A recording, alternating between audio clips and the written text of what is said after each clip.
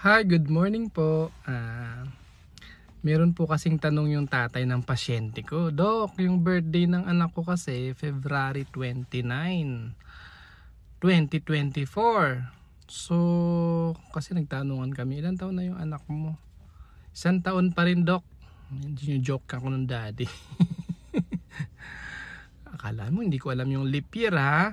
So, yung pong February 29, birthday niyang anak niya nung February 29, 2024. Ang susunod po kasi na February 29 ay sa 2028 pa. So, sa 2028 pa siya magsa-celebrate. Hindi naman po ganun, no? So, ang mangyayari po kasi pag February 29, 2024 sa pinanganak, sa February 2025, dahil wala nga 29, magbe-birthday siya February 28 o kaya March 1. O 2026 na naman, wala na naman February 2029. So magbe-birthday siya uli either February 28 or March 1 uli.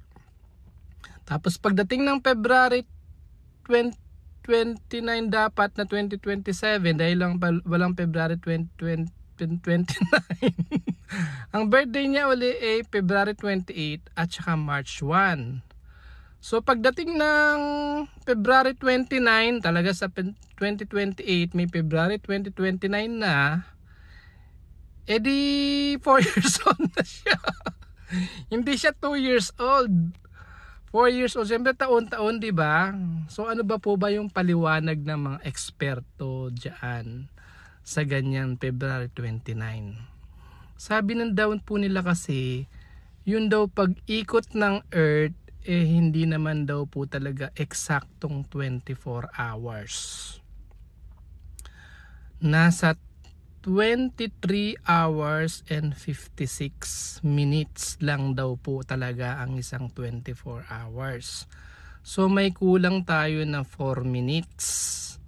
Tapos yun, araw-araw, pag inipon mo yung 4 minutes, sa isang taon, pagka inipon mo yung 4 minutes na yun na supposed to be na kulang, magiging 6 hours po yun sa isang taon. So kung 6 hours ipunin mo in 4 years, magiging 24 hours.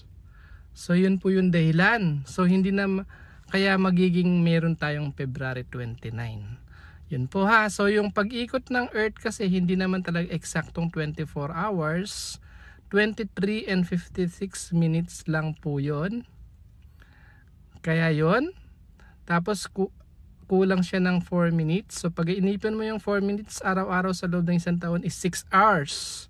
So 4 na taon, 24 hours. So mag-a-add kasi ng isang 24 hours. Kaya yun yung February 29, no? Ang gulo, no? Naintindihan niyo po ba? Thank you po for watching and listening.